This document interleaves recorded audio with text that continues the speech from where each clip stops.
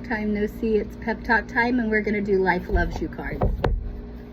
So I remember my cards were kind of sticky, so I got the idea to put some cornstarch in a baggie and put them in there and let them kind of sit, and then I shook it up. Well, that's wonderful, except we still have the humidity issue, so now everything's covered in this white powder. But anyway, we're going to get it to work. I just have to do it outside for a while until all the cornstarch comes out. All right, let's see what we got for today. That's one.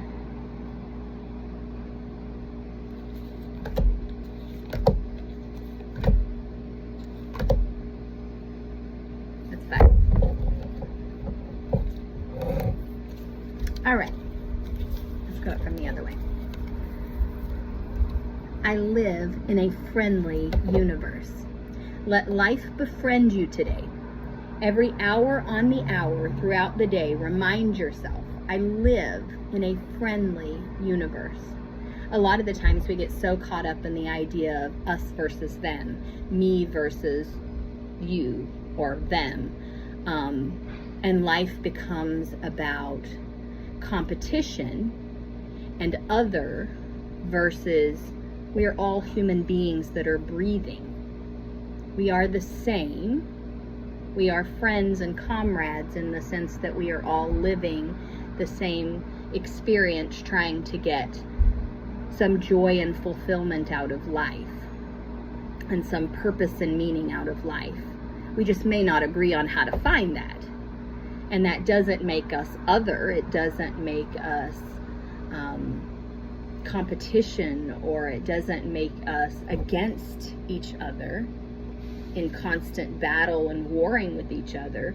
It genuinely is just two people who are trying to have an experience, and that experience is coming from two different perspectives.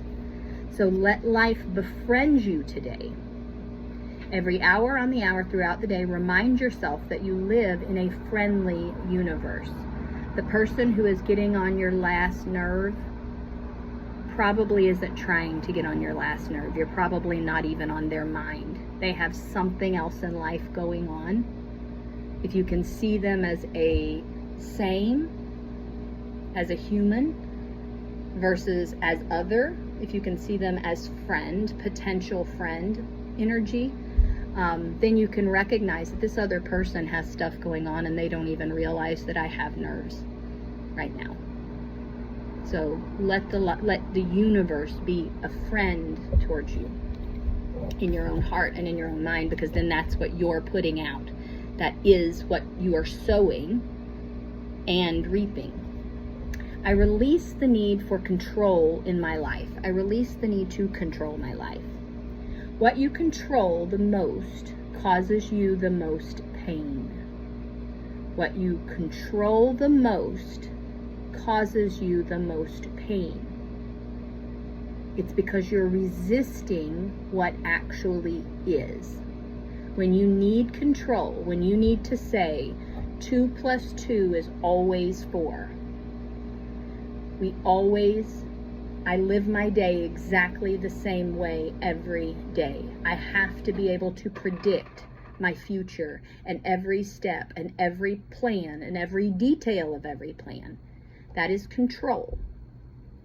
And that is saying that what is naturally going to happen and unfold, I don't want that, I want it this way. Well, the only thing that can happen when you're saying, no, I want it this way, and I want this thing to be here, and I want this to behave this way, and I want that to act that way, and I want this to go here, the only thing that can happen is disappointment.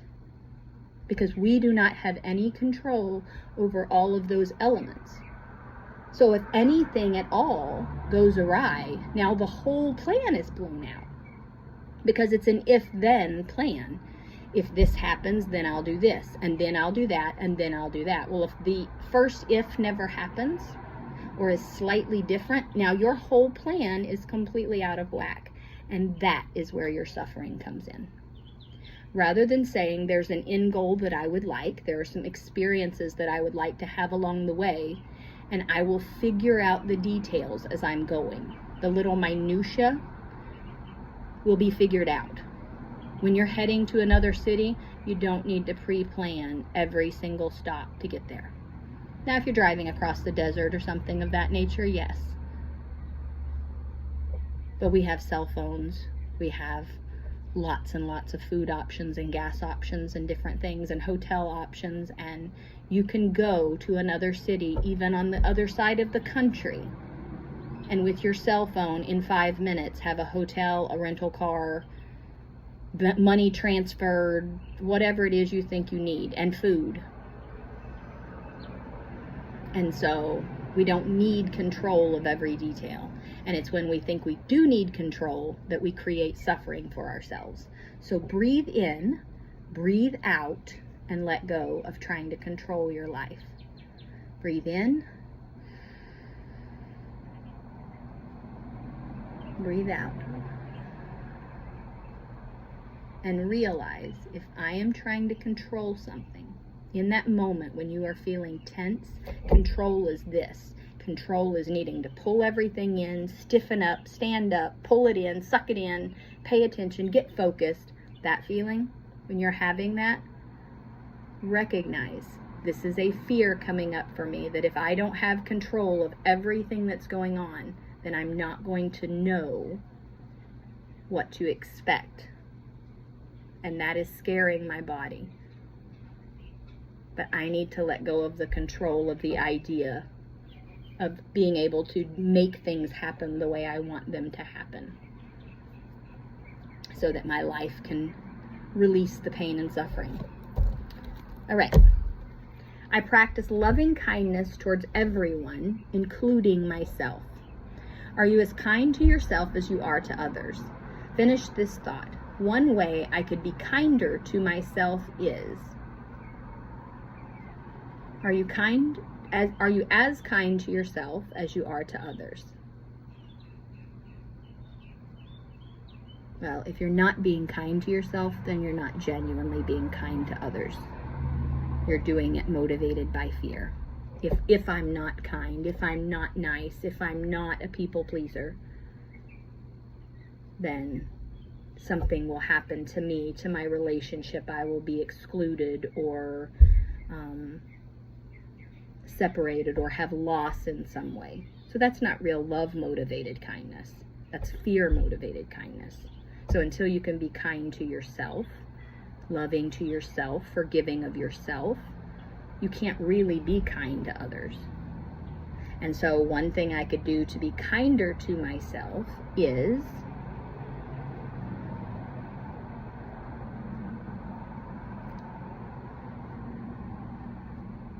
I think doing this video is the thing that I'm being kind to myself today. I have been in a place in my growth where I haven't wanted to really express anything. I've been taking in information. I've been spending a lot of time in prayer and in meditation, and also just being very present and in the now, living right now in the moment and making decisions from that place. And so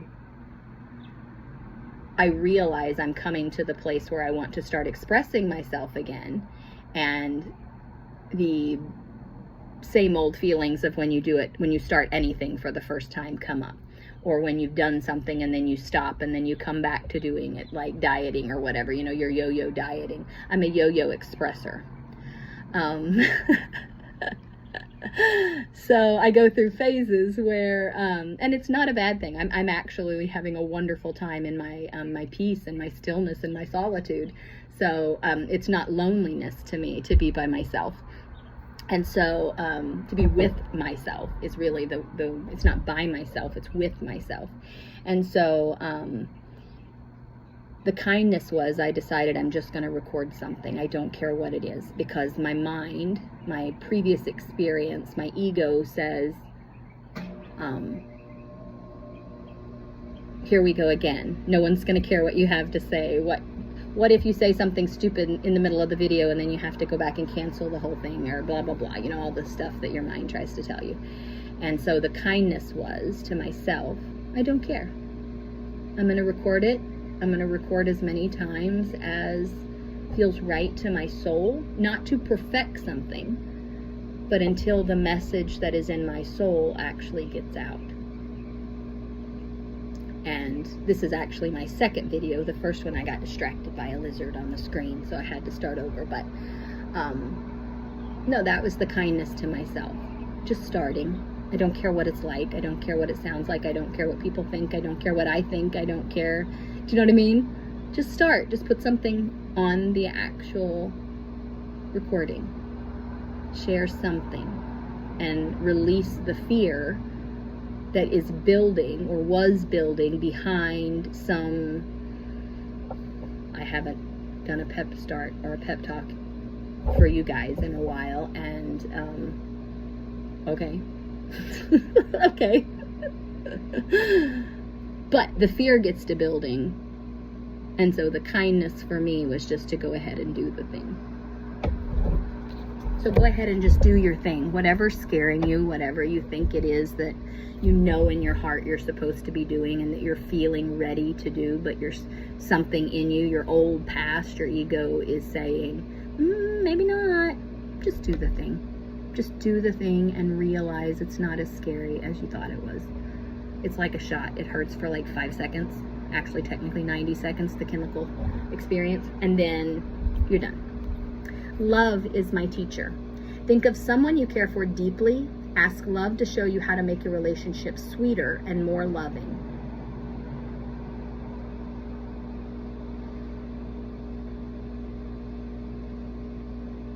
Okay. Think of someone you care for deeply and ask love to show you how to make your relationship sweeter and more loving. I say yes to being a better receiver. When you are willing to receive, a gift appears. That one is really nice. For my birthday, we went to the beach all day, Steve and I did. And in the past, we have always had this feeling, or I have had this feeling, that birthdays needed to be something big and special and, you know, whatever. And it was actually Harper that expressed that she didn't want to have a big party with people. That if it was her day to choose how she wanted to spend a day, then she wanted to have dinner with our family and do something fun, play a game or something of that nature. And so a couple of years ago we decided, and even in the same of like getting cards for each other and things, we quit doing that because we realized you're spending $5 to $8 on a card when you could just write the person an actual letter. Make your own card, write a note, whatever it is. And so for us, birthdays have just continued to get smaller in the concept of external fulfillment and have become so much about just internal fulfillment. So we went and spent the day at the beach, and it was incredible, actually. We had a wonderful time. But about the receiving thing, what I wanted to say is Steve had written me a letter of basically, I guess a letter may be the wrong word, but anyway, he had written me some blessings and affirmations that he was believing for me and speaking over me for this next year. And also just telling me and confirming and affirming for me. And truly,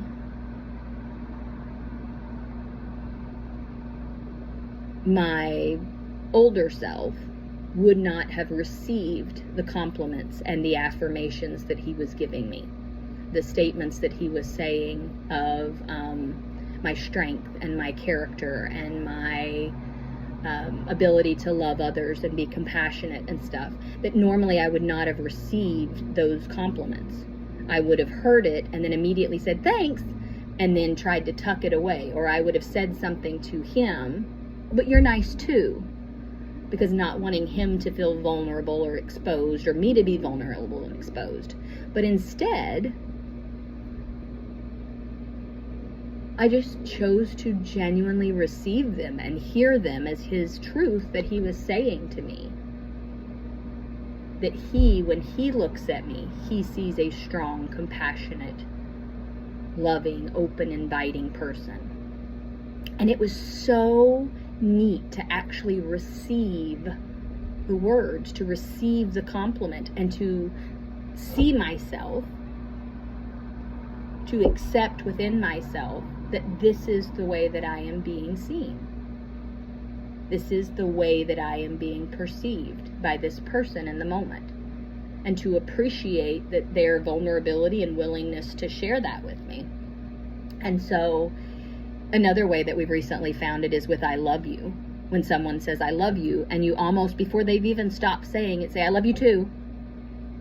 Well, you have stopped your body from processing, your mind from processing their words, because muscle memory gets you to say it so quickly, to deflect any pain, to deflect any vulnerability on their part, or just literally out of habit.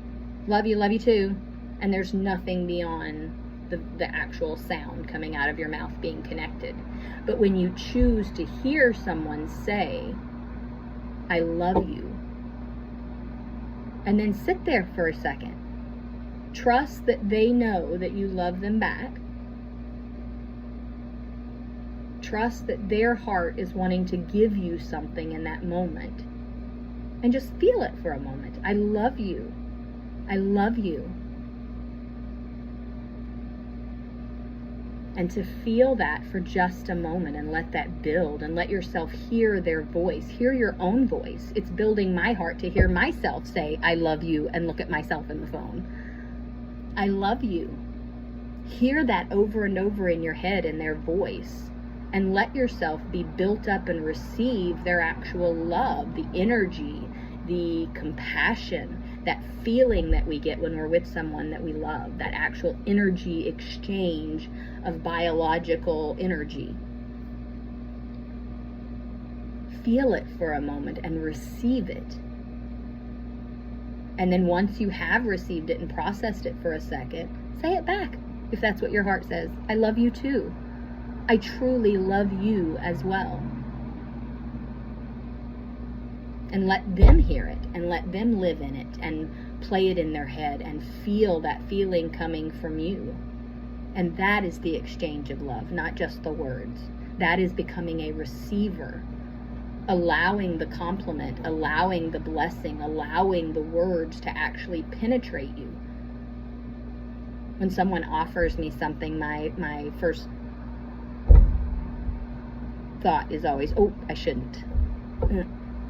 Be whatever it is, just because I don't know. I don't want to put them out. I don't want them to feel like they gave something. So the old me always said, no, that's okay, I'll do it myself. Or no, that's okay, And so I never allowed or received love in that way. So as I open myself up to it, as I allow myself to receive that desire to help me, or that desire to be with me, or that desire to give me something, and I receive it and I take it in, well, now I got to actually feel what they were trying to express, and they got to actually express what they wanted to express. They wanted to create a feeling of love to give to you, and you now have this feeling of love. That's why they said it. And so you both now get to feel the full experience. Their gift has been received, and you have received the gift, enjoyed it, and then given your own gift, not just push their gift back. I love you, yeah, I love you too. So receive love. Be a better receiver. Let love be your teacher. Practice loving kindness towards yourself and others. Release the need to be in control, and live in a friendly universe. I love you guys, and I feel like this was meaningful to me. That's what I'm gonna say. See you later.